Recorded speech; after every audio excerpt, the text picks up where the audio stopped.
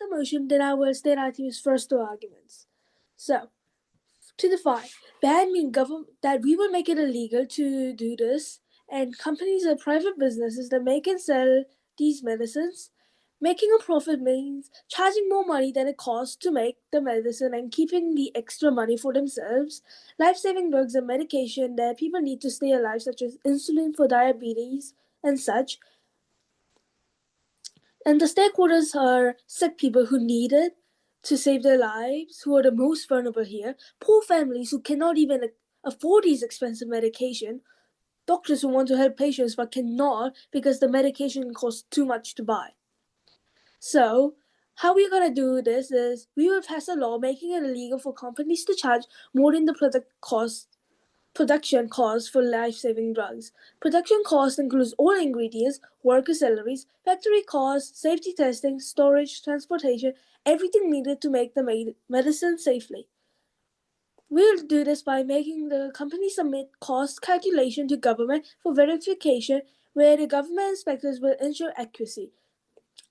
However, if they overcharge the customers, we will make sure we fine them heavily.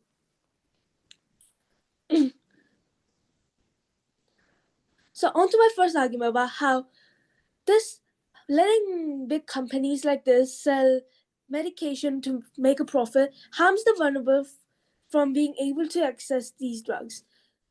As you know, these companies want to make a profit, and they make it by making people pay hundreds to buy medication, way too expensive, more than needed to. And poorer people, the most vulnerable group, are dying because they can't actually afford it. They don't have enough money to pour into that. And it's unfair because every person should have the right to access these medications at a fair price when they need. Sure. If companies cannot profit from life-saving drugs, why would investors give companies money to research medicines that might take like 15 years to develop and might fail? Because there's a chance that these can work, and we still do need these drugs so we can actually save the lives. And continuing on, the impact of these companies selling these medication for a profit is that people are going to die because they can't actually even buy this, take it and live, so they'll just die a painful death, or either they have barely enough money and they go broke to buy the medicine, and they have even harder things to get over after. POI? No, thank you. And on to my second argument about how letting these continue will cause corruption. Companies become greedy because all humans want to chase wealth, to become wealthy. And they will do this by advertising and sell more expensive drugs instead of actually selling drugs that save lives and are actually more useful. And they won't actually do more research because they know what's effective and keep sticking to it. However, by using this law, we can make sure that they don't overprice it so they can't get too greedy and try new things. Such as, we should weigh this debate on health justice, whether all people can access this life-saving medicine regardless of wealth. Who matters most under this lens? Poor sick people currently dying from unaffordable medicine matters most. They are most vulnerable because they are powerless, suffering, and they can't prevent this.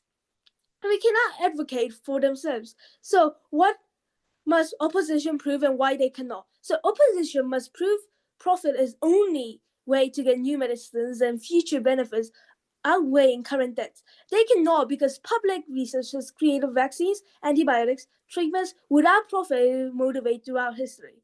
That is why I'm proud to propose. For my speech, proposition wants to ban companies from making profit on life-saving drugs.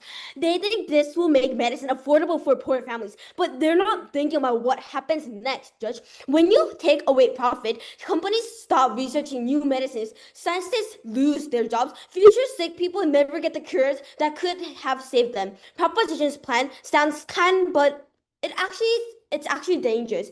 On opposition, we're going to show you 3 things why their plan stops our medicines from being invented, why it creates medicine shortages that hurt everyone, and why we have better solutions that actually help state families without controlling medical progress. So let me respond to that proposition just told you. So first of all, they said that companies charge unfair prices and poor families cannot afford medicine. That's not true.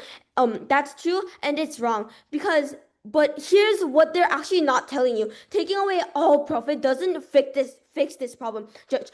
It makes everything worse. First, they ignore where new medicines come from. Every medicine that exists today was invented by someone who spent years and billions of dollars doing research. Most medicines they try to invent fail. Maybe only like 1 out of 10 works. So companies use profit from medicines that work to pay for all failed attempts and to try keeping new ideas. So if you ban profit, companies cannot afford to keep researching. It's like telling a farmer grow food, but you cannot sell it for more than it costs you to plant. The farmer stops farming, Judge. So, same with medicine companies. They stop researching, Judge. Second of all, they never explain how government pays their medicine research. So right now, pharmaceutical companies spend about $200 billion every year globally researching their new medicines. Where does government get $200 billion, Judge? Higher taxes or families cutting money from schools and roads? They just said government can do it without explaining how, Judge. That's not a plan. That's just a wishful thinking. So third of all, they're only thinking about sick people today. What about sick people tomorrow? What about the child who will get cancer in 5 years and needs a cure that doesn't exist yet? If we stop companies from researching today, never gets invented. We're trading health for some families now for harms to millions of families later. Before I give out our first argument, are there any POIs? Okay, seems like they don't have any such a one. Yeah.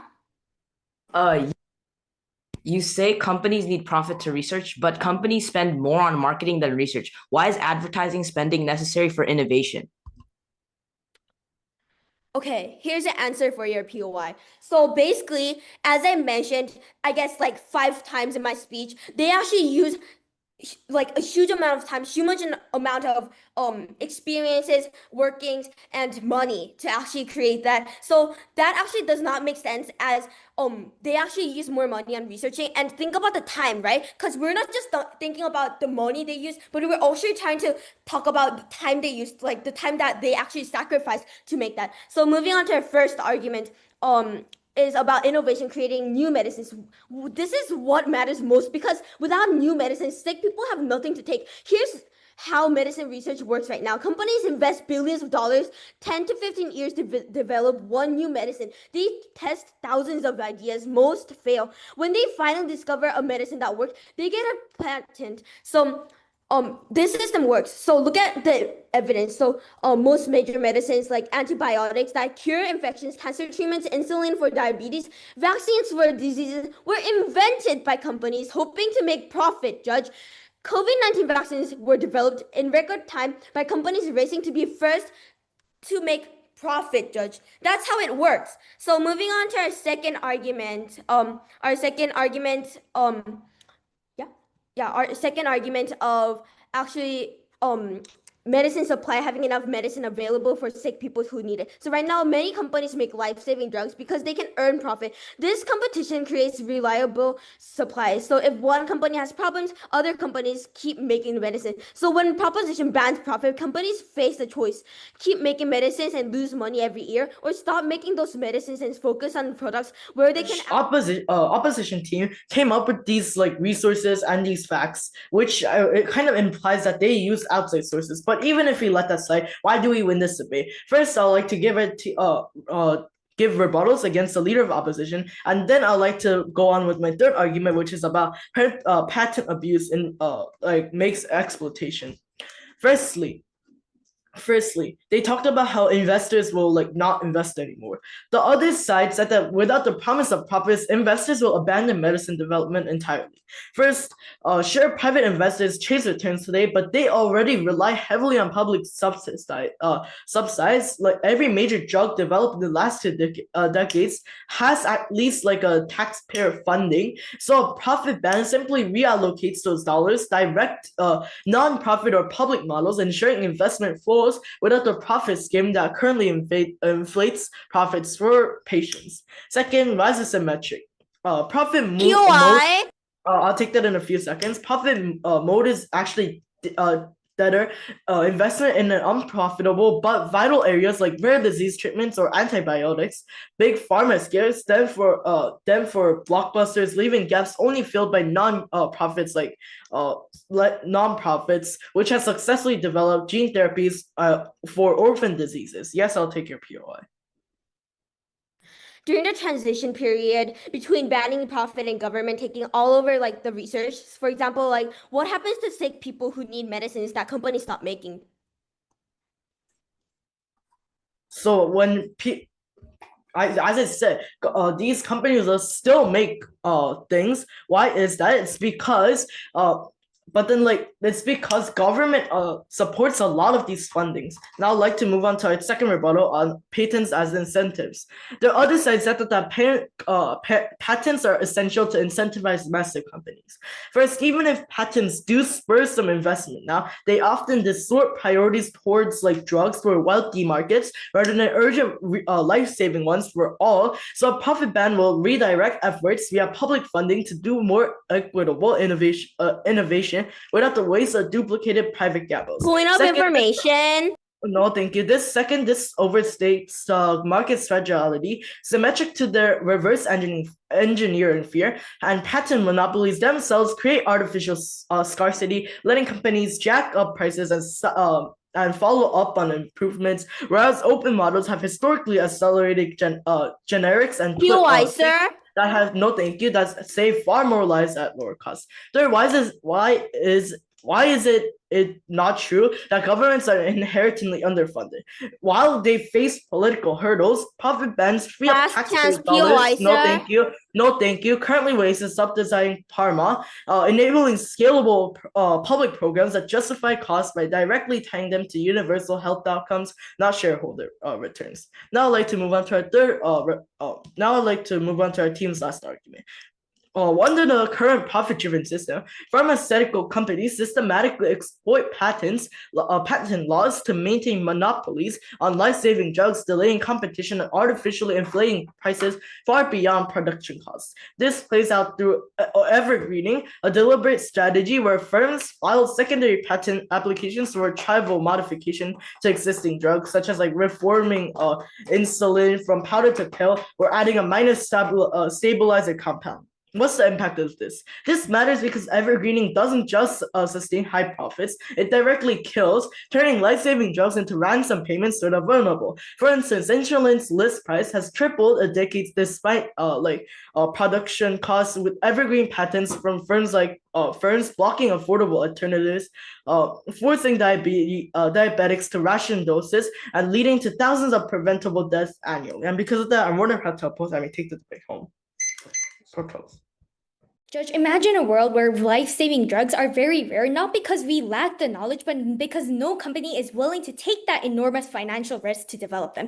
This is the world that proposition proposes. Profit is not agreed and simply a reward for labor and the work it took workers to develop these life-saving drugs. Opposition side is arguing for a realistic, sustainable solution, therefore so proud to oppose. Two things in my speech today. First, rebuttal. Secondly, our team's last argument.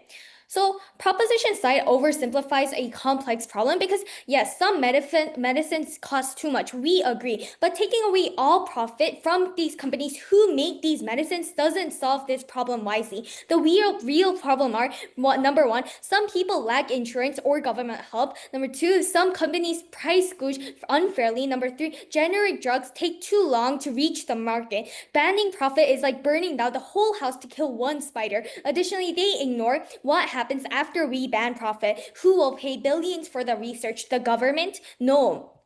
Their solution might stop people dying of high prices today, but causes people to die from diseases without cures in the future. So Juhan talks about government funding. However, government funding has limited money and many priorities, because right now the government must fund schools, roads, public schools, roads, infrastructure like police, military parks, and hundreds of other things. Yeah, Medical why? research costs billions per year. Where does this money come from? Higher taxes, cutting other programs? No. Government must also make political decisions, not just make scientific ones. Politicians might fund popular diseases but ignore rare diseases or risky research. Additionally, government research moves slowly due to budget approval processes. That is why their claim does not stand. Proposition side, especially the first speaker, bases their whole case on how their world will have affordable medicine, but we can't help them. But our side also can do that, because we can help them through insurance expansions and like drugs without destroying the whole system and erasing profit for that company who creates this crucial medicine.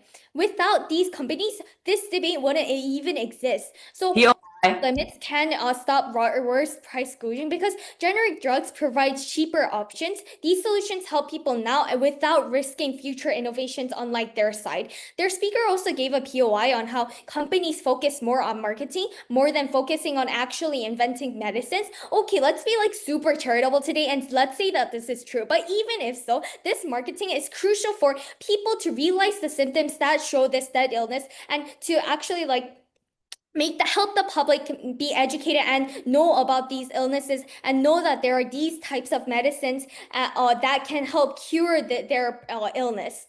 So moving on to our last area about banning profit worsens global inequality and access, because Judge, think about it. Banning profit in medicine doesn't make access fairer, because it makes global inequality worse at the end of the day. Because without profit, these companies lose the incentive to develop drugs for diseases that will affect low-income countries, because the financial risk outweighs the reward. This means that fewer treatment for the people who need them the most, while wealthier nations may still secure limited supplies through government programs or private markets.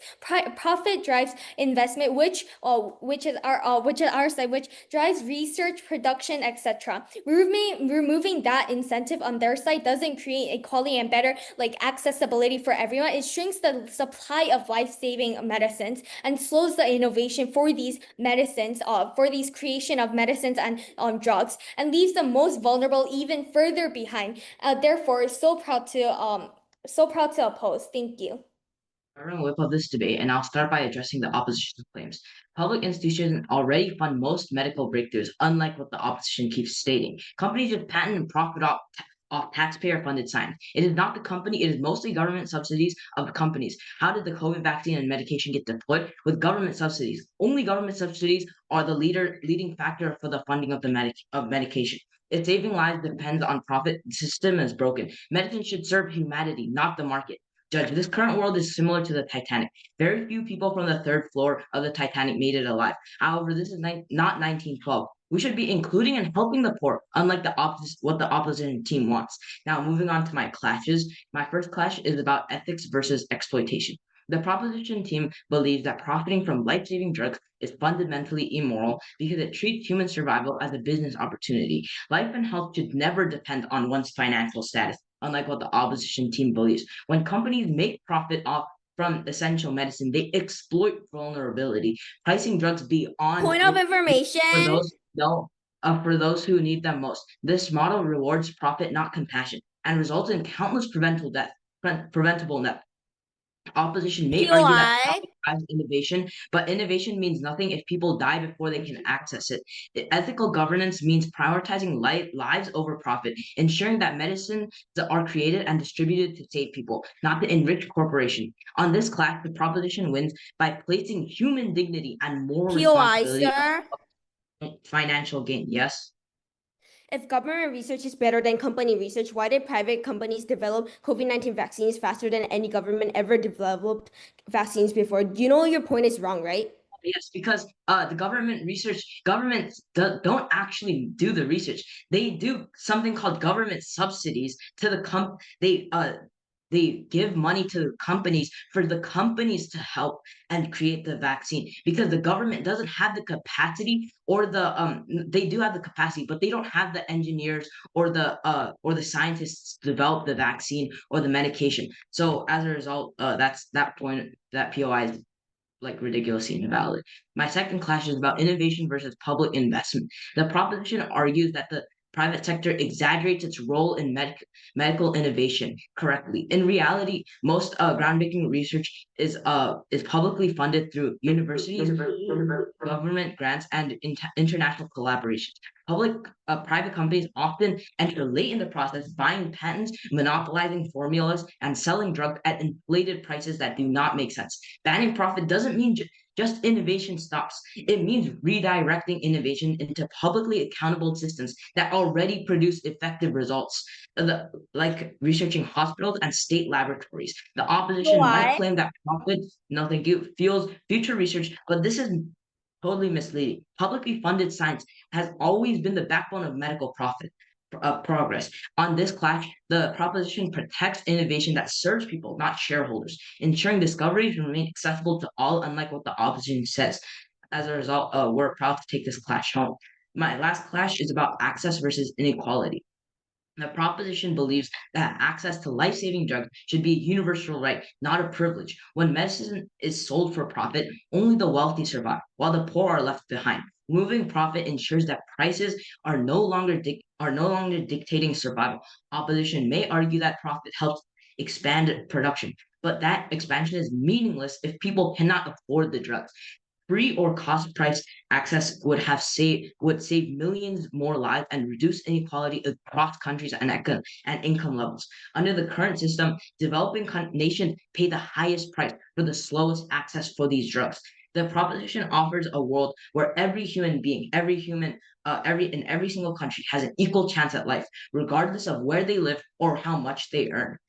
Now, because the opposition couldn't prove the burden on how the funding will help make the drugs, as I have already said, that governments and government subsidies already fund most of these private companies' innovations, we have won this debate and proud to propose. What they haven't proven that the banning profit solved this problem without creating like worse problems. In fact, we've shown you that banning profit creates catastrophic problems, innovation collapse, innovation collapse, and then also long-term harm to all sick people. And then I would like to also say that we agree that healthcare matters and nobody should die from unaffordable medicine. We disagree how to achieve this. Their approach, ban profit. Hope government can replace it, risk destroying innovation. Our approach, keep profit to fuel research, create smart health programs, ensure affordability without killing and medical progress. Real compassion means thinking about all sick people and today's patients and tomorrow's patients who need cures that are not yet invented. Feeling good about banning greedy profits doesn't help if it stops cancer cures for being discovered. We prioritize smart solutions that actually works over simple solution that sounds good but cause harm. Moving on straight onto my clashes. My first clash is about innovation. Proposition claims government that can fund medical research to replace pharmaceutical companies. We've proven this unrealistic. Here's why we win this clash. Historical records shows that profit-driven pharmaceutical companies have produced vast majority of medical breakthroughs. COVID-19 vaccines were developed by private companies in the record time because the profit motivated speed. Government research exists, but produces far fewer. Thank you. My mechanism is that pharmaceutical research requires $200 billion, like literally yearly globally, sustained over decades with tolerance for risk and failure. Government lacks these resources and faces political constituents. Even if government wants to fuel research, competing priorities, schools, roads, and like military thingies, and the limited budget, no thank you, makes it impossible to replace pharmaceutical industry. So now if we're wrong and companies keep researching without profit, worst case is that they make slightly less money. If proposition is wrong and companies stop researching, worst case is that Final chance. and millions die from diseases that could have been cured. The stakes clearly favor our side. We shouldn't gamble medical process on propositions and test theory. We win this innovation class because we have evidence, we have mechanism, and we have lower risk. And then now I would like to move on to my second question, which is about sick people versus future. Now, proposition claims that we must prioritize current sick people over future concerns. We proven false choice. This is why we win this class. So now we don't have to choose between helping current patients and protecting future innovation. Our approach does both through subsidies for current patients and profit incentive for future research. Only propositions approach forces target tragic choice. So now it helps some current families briefly versus all families forever. Our solution is sustainable while government solution helps initially when collapse. Additionally, count all lives, current patients who need help, thousands, versus future patients who need cures, millions. Total lives saved clearly favors protecting innovation while helping current patients through targeted problems. So for all of these reasons, we strongly oppose this motion. Thank you. This debate comes down to one question, Judge. How do we help sick people both today and tomorrow? Proposition says ban profit to help today's sick people. Opposition says preserve profit to help all sick people across all time while using smart programs to help poor families now. So let me show you why opposition clearly wins by examining the two critical issues in this debate. The first issue is whether new medicines will continue being invented. As I explained in my first speech, Judge, proposition claims the government can replace pharmacy companies' research funding, but they never explained how government gets $200 billion yearly, and they did not prove that government actually makes more money. So they just assumed it would actually work better by the government. So we provided evidence and examples that pro-hit driving companies have produced most medical innovations. For example, like how we said it was COVID-19. We explained that mechanism profit motivates investments, competition, speed, and risk-taking that government research lacks. So we showed that even countries with universal healthcare allow pharmacy profit because innovation requires it. So proposition lost this issue because they offered hopeful theory while we offered proven evidence. When you're deciding whether to gamble millions of lives on untested policy, evidence beats hope.